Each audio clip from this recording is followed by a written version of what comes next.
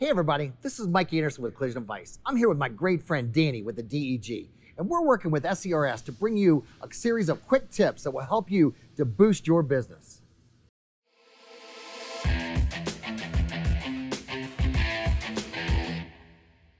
You know, one of the things that I believe that both SCRS as well as Collision Advice are really adamant about is safe and proper repairs. And one of the things I believe that both of our organizations really believe in is having a thorough quality control, inspection of the vehicle, both from the beginning of the repair all the way through all the stages to the end.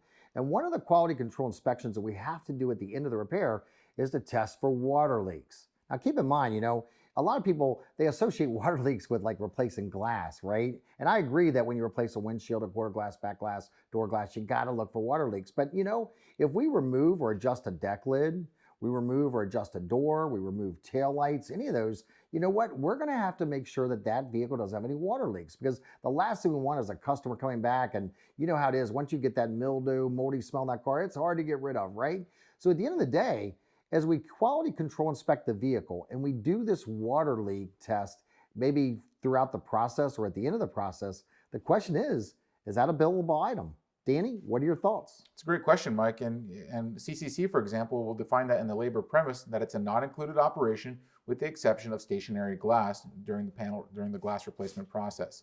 Now, again, there's many variables that may occur, and it may require additional diagnostic time. It may require a technician going into the trunk compartment, or having a technician in the vehicle somewhere while another technician is pouring water or doing another method of testing for the leak.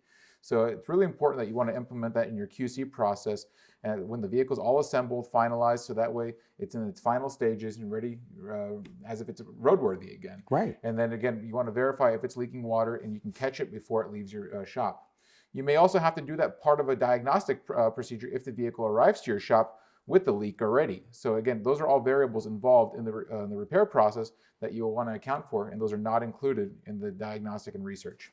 Yeah, a great example that comes to mind is I recently was in a shop working, and a consumer brought a vehicle, and it was an Asian vehicle, and the customer said after their accident there was a ton of water on the right front floorboard. Well, what happened was we had to figure out where was this water coming from on a front end hit. Now I will tell you what happened was on this front end hit, the seam sealer had cracked up by the firewall, and the firewall had separated, where around the cowl area there. And I got to tell you, it took us a long time to remove the cowl cover, the wipers. I mean, we had to get in there and pull the carpet out. It took a lot of time for us to figure out where this water leak was coming from. It was absolutely related to the loss. So now keep in mind, we might have to check for water leak as part of a diagnosis process in the beginning of the repair, from the accident or facts of loss. Or number two is we may have to do that as part of our quality control inspection in the end.